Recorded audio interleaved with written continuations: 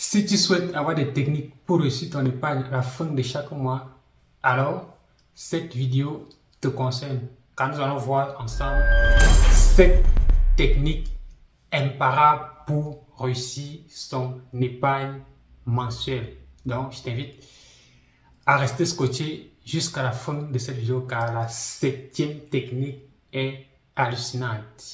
Je te laisse découvrir dans un instant.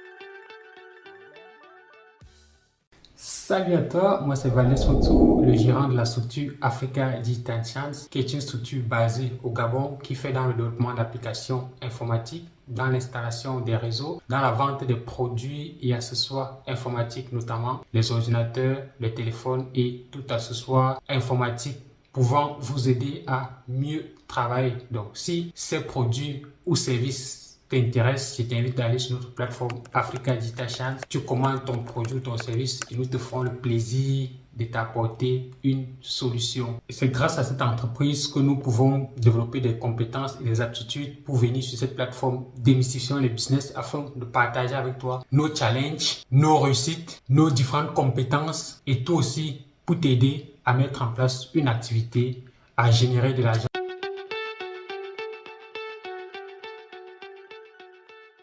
Si tu es nouveau sur cette plateforme, ici, nous parlons de développement personnel, d'intelligence financière et de stratégies et opportunités concrètes d'affaires. Donc, je t'invite à t'abonner, à mettre ton pouce bleu pour nous mentionner que tu as apprécié le contenu et de nous laisser en commentaire ce que tu auras pensé de cette vidéo. Donc, rapidement, comme annoncé en introduction, nous allons voir 7 principes fondamentaux pour réussir ton épargne mensuelle parce que vous avez été nombreux à me laisser des messages, que ce soit sur WhatsApp, que ce soit en commentaire sur nos différentes publications, afin de savoir comment réussir son épargne. Parce que vous voulez mettre de l'argent de côté, vous voulez mettre un capital de côté pour pouvoir vous lancer plus tard dans une activité ou pour toute autre chose, mais vous n'y arrivez pas. Tout simplement parce que vous n'avez pas de stratégie pour pouvoir épargner la somme que vous désirez. C'est pourquoi j'ai voulu mettre en place cette vidéo afin d'apporter une réponse concrète à vos demandes et à vos sollicitations pour que vous ne soyez plus des passoires, que le montant d'argent qui entre dans vos poches puisse sortir uniquement le montant que vous auriez décidé. Ne soyez plus des passoires, apprenez à épargner. Donc ici, le prérequis, avant de vous dévoiler les 7 techniques d'épargne que nous allons voir, il est indispensable que vous ayez une source de revenus. Bon, si vous ne gagnez pas l'argent, ça ne vous concerne pas. Vous ne pouvez pas vouloir épargner sur quelque chose que vous n'avez pas. Bon, première des choses avant de commencer, c'est d'avoir une source de revenus. Allez trouver un emploi si vous n'avez pas d'emploi. Ayez une activité génératrice de revenus. Ayez quelque chose qui vous fait entrer de l'argent. Même si c'est votre argent de ration, il faut avoir une source de revenus sur laquelle vous désirez épargner parce qu'on ne peut pas épargner dans le néant. Ça, c'est la toute première des choses. Bon, si vous n'avez pas une source de revenus, ne continuez pas. Cette vidéo ne va pas vous intéresser parce qu'il faut avoir une source de revenus pour pouvoir épargner. Le premier principe consiste à définir votre objectif d'épargne. Pourquoi est-ce que vous voulez épargner? Quelles sont les raisons qui vous poussent à vouloir épargner? Parce que vous ne pouvez pas vouloir épargner si vous ne savez pas exactement la raison qui vous pousse à le faire. Vous n'allez pas arriver parce que vous n'aurez aucun objectif. Quand il n'y a pas d'objectif, il n'y a pas de délai, il n'y a aucune contrainte. Vous allez épargner quand vous le souhaitez, quand vous avez envie. Or, si vous avez un objectif bien défini, cet objectif va vous permettre d'avoir un délai. Et lorsque vous avez un délai, vous pouvez planifier et échelonner vos épargnes sur le mois. Si vous savez que j'ai besoin de 10 millions dans 10 mois, alors vous saurez qu'il vous faut 1 million à la fin de chaque mois. C'est la raison pour laquelle il vous faut impérativement avoir un objectif d'épargne. Bon, ça, c'est la toute première règle, c'est le tout premier principe. Il faut définir un objectif d'épargne. Je vais épargner pourquoi? Est-ce que c'est pour une formation? Est-ce que c'est pour lancer une activité génératrice de revenus? Est-ce que c'est pour financer un voyage? Est-ce que c'est pour acheter un véhicule? Est-ce que c'est pour acheter une maison? Est-ce que c'est pour organiser un événement comme un mariage, il faut impérativement définir un objectif d'épargne. C'est cet objectif qui va vous booster à pouvoir planifier votre épargne et pouvoir le respecter scrupuleusement à la fin de chaque mois. Bon, tenez à mettre sur pied un objectif bien défini. Pourquoi est-ce que je vais épargner? J'ai besoin d'épargner sur quelle période et j'aurai besoin d'épargner quel montant chaque fin du mois. Ça, c'est le premier principe pour pouvoir réussir son épargne. Le deuxième principe indispensable pour réussir son épargne mensuelle, c'est de mettre systématiquement le montant qu'on souhaite épargner de côté. Qu'est-ce que ça signifie? Ça veut dire que si vous êtes un salarié et que vous touchez 100 000 francs à la fin de chaque mois, et lors de votre objectif d'épargne, vous avez défini qu'il faut épargner à la fin de chaque mois 10 000 francs. Et que si vous touchez votre salaire le 5 de chaque début du mois, dès que vous touchez votre salaire, retirez d'abord les 10 000 francs là, vous allez mettre de côté. Ça peut être soit dans un compte en banque, soit dans une tontine, soit dans une enveloppe séparée. Mettez systématiquement ce montant de côté. Payez-vous en premier avant de commencer toute dépense. Ça va être la première somme que vous allez déduire de votre salaire ou de votre source de revenus. Et c'est sur le reste que vous allez effectuer toutes vos dépenses. Ne faites pas l'erreur que la plupart des gens font, c'est-à-dire de dépenser le tout et c'est ce qui va rester qui va essayer de mettre de côté. Non, vous allez vous rendre compte que ce qui va rester en général sera insuffisant ou inférieur au montant que vous avez défini. Et à la fin, vous avez même du mal à boucler les fins du mois parce que vous avez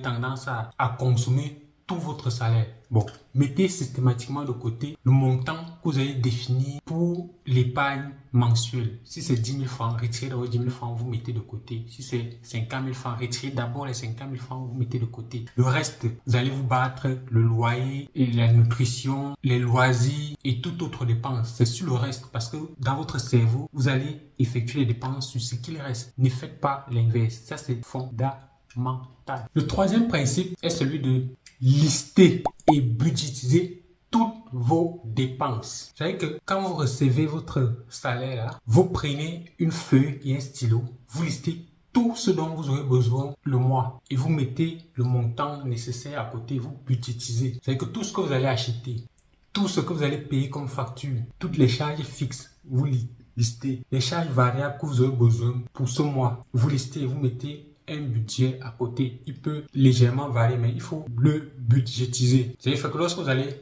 effectuer des achats, vous allez acheter ce dont vous aurez besoin, ce qui a été prévu. Vous n'allez pas acheter par émotion. Lorsque vous allez entrer dans un supermarché, vous allez acheter uniquement ce que vous avez budgétisé. Ça va vous éviter d'acheter des éléments dont vous n'aurez pas prévu et qui vont plomber vos finances. Ça, c'est indispensable. Listez et budgétiser vos dépenses. Le quatrième principe, c'est de ne pas se faire accompagner lorsque vous effectuez des courses. Évitez d'aller faire les courses avec un ami, un collègue ou quelqu'un qui peut influencer sur votre comportement lors de l'achat. Pourquoi je vous dis ceci? La plupart du temps, lorsque nous allons dans des supermarchés, dans les grandes surfaces pour effectuer nos achats, lorsque nous sommes seuls, on achète en général notre niveau, ce dont nous pouvons nous permettre d'acheter sans que ça nous plombe nos finances. Nous achetons ce qui a été budgétisé. Mais lorsque vous faites accompagner, soit par un ami, soit par un collègue, vous avez une sorte de complexe qui plane sur votre tête. Vous avez tendance à acheter les produits qui coûtent plus cher que ce que vous aurez prévu. C'est-à-dire que si vous allez acheter, par exemple,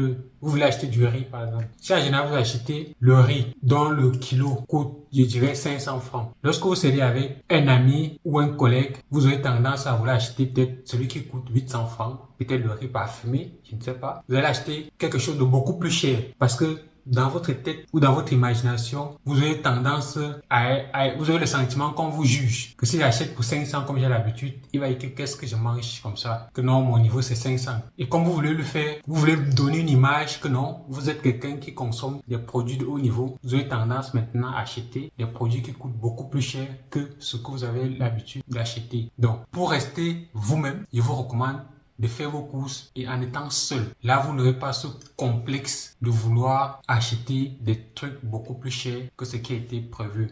Ça va vous permettre de respecter ce que vous aurez mentionné sur votre liste et ce que vous aurez budgétisé en amont. Allez faire vos courses seul. Vous allez voir, vous allez acheter exactement ce dont vous aurez besoin sans vouloir montrer à votre ami ou à votre collègue que vous achetez des choses beaucoup plus chères. Et lorsque vous allez le faire, vous allez voir que vous serez cohérent avec vos finances sans toutefois vous ruiner. Le cinquième principe, c'est d'acheter uniquement ce dont vous avez besoin et non des choses pour plaire aux autres. Je me rends compte que beaucoup d'entre nous, lorsqu'on veut faire des courses ou lorsqu'on veut prendre par exemple un logement, souvent on déménage juste parce qu'on veut dire quand mes amis vont arriver à la maison, quand mes collègues vont arriver à la maison, quand ma famille va arriver à la maison. Bon, on achète des choses pas pour soi-même. Parce qu'au fond, peut-être on n'a pas encore vraiment besoin de ça. Ce n'est pas indispensable pour nous à un moment donné. Mais parce qu'on veut donner l'impression aux autres qu'on a aussi tel gadget chez nous, on se voit être obligé d'acheter certains éléments qui ne nous servent pas encore. Il y a certains qui déménagent, ils veulent avoir un appartement qui a peut-être une chambre, un séjour, parce que si quelqu'un vient me rendre visite, il faut qu'il soit dans le séjour, il faut qu'il y ait un canapé. Cette personne, c'est quelqu'un qui va passer chez vous peut-être 1-2 fois. Que si j'ai de la visite, tu vas pas sortir un budget qui n'est pas encore indispensable pour toi, juste parce que tu veux satisfaire quelqu'un qui va passer chez toi 2 fois par an, 3 fois par an. Non, ne faites pas ce type d'achat. Achetez des choses dont vous avez besoin, des choses indispensables pour vous. D'abord, tant que ça vous permet de poursuivre votre quotidien sans vous compliquer la tâche, achetez uniquement ce dont vous avez besoin. N'achetez pas des choses juste parce que vous allez les sortir lorsque vous avez des visiteurs. Non, ne le faites pas. Prenez un type de logement qui vous convient à vous et non en réserve à si quelqu'un va vous rendre visite. Non, c'est pour vous que vous le faites. Vous n'allez pas aller plomber vos finances parce que vous voulez satisfaire des gens qui vont venir chez vous par occasion. Achetez des outils dont vous utilisez régulièrement au quotidien. C'est ça qui va être votre préoccupation. Si vous voulez respecter votre plan d'épargne, n'achetez pas des choses pour plaire aux autres. Achetez des choses dont vous avez besoin, des choses qui vous sont utiles. Sixième principe, très fondamental. Il faut apprendre à dire non aux gens qui vous demandent de l'argent. Quelqu'un disait que non est une phrase complète. Pas besoin de justifier. Est-ce que tu peux me donner 100 000 francs? Non. Est-ce que tu peux me donner 50 000 francs? Non. C'est votre argent. Vous n'avez pas besoin de vouloir justifier ou de culpabiliser. Lorsque quelqu'un vous demande l'argent et vous lui dites non, il faut apprendre à dire non lorsque vous avez des sollicitations liées à l'argent. Si dans votre liste budgétaire, vous n'avez pas prévu cette dépense, ne vous sentez pas obligé de débourser de l'argent. N'allez pas toucher votre épargne parce que vous voulez donner de l'argent. Tout ce que vous allez sortir sera dans le total de vos revenus, moins l'épargne. Bon, l'épargne ne doit souffrir de rien. C'est le reste que vous allez prendre pour donner, pour effectuer toutes vos dépenses. Bon, lorsque quelqu'un vous sollicite pour de l'argent, soit vous planifiez pour les mois à venir, soit le montant que vous pouvez vous permettre dans ce mois, ce qui vous reste comme imprévu, parce que dans vos listes de dépenses, vous avez peut-être prévu un petit imprévu ou bien une petite dépense pour satisfaire peut-être les besoins de la famille. Mais si ce budget est déjà consommé, c'est non, non, non, non. Parce que la suivi de votre plan d'épargne en dépend à plus de 80%. Si vous n'êtes pas capable de dire non aux sollicitations, alors vous serez tenté d'aller à chaque fois puiser dans votre épargne pour pouvoir satisfaire à ce type de sollicitation. Si quelque chose n'a pas été prévu, c'est non. Et il faut être clair avec ça. Ce n'est pas de votre faute si la personne est en manque d'argent. Parce que vous également, vous avez besoin d'argent. Et c'est indispensable pour réussir son plan d'épargne. Apprenez à dire non et respectez votre épargne. Septième et dernière technique que nous allons voir dans cette vidéo. Nous ferons peut-être une deuxième partie en fonction de ce que vous aurez mis en commentaire. Avant de développer cette dernière technique, je vous invite à mettre déjà en commentaire les techniques que vous utilisez, que je n'ai pas énumérées ici. Mettez-les en commentaire. Et pour chaque technique, dites-moi si vous avez déjà expérimenté et quels sont les résultats que vous avez obtenus lorsque vous les aurez implémentés. Bon, pour terminer, la septième technique ici, c'est d'éviter des relations toxiques. Fuyez les personnes qui vous font dépenser de l'argent. Si vous avez des amis ou des connaissances qui ont tendance à vous inviter dans les débits de boissons ou dans des sorties qui vont vous coûter beaucoup plus cher que ce que vous avez souvent l'habitude de faire, il faut les éviter. Ils vont vous solliciter 1, 2, 3 fois. Vous serez en général indisponible pour ce type de rendez-vous. Ils vont ils vont se fatiguer. Parce que si vous êtes avec des personnes qui vont dans des endroits où la bouteille, ou bien le verre de vin coûte 100 000 francs, vous voyez bien que ça n'entre pas dans votre ligne budgétaire. Il faut dire non, je ne peux pas aller dans ces endroits, non, je ne peux pas faire telle chose. Et l'idéal, c'est de limiter tout rapprochement avec ce type de personnes. Si vous avez tendance à prendre des moyens de transport en commun pour vous déplacer, si ces personnes ont tendance à prendre des taxis, à commander des taxis, lorsque vous êtes ensemble, allez prendre votre moyen de transport. Il faut les fuir. Et n'ayez pas honte à le faire parce que vous êtes en train de vouloir bâtir votre plan d'épargne. Vous avez vos ambitions, vous avez vos objectifs à respecter. Ne le faites pas pour plaire aux autres, pour paraître, pour dire moi aussi je prends tel type de transport, moi aussi je m'habille en telle marque, moi aussi j'ai tel type de gadget. Non. Est-ce que ça entre dans votre ligne budgétaire? Est-ce que ça vous permet d'atteindre vos objectifs d'épargne? Si la réponse est non, alors sentez-vous libre de faire ce qui est bon pour vos finances. Parce que vous préservez certains plaisirs actuellement. C'est pour plus tard avoir l'opportunité de les satisfaire sans vous plomber financièrement. Oui, vous faites certaines restrictions maintenant, mais dans les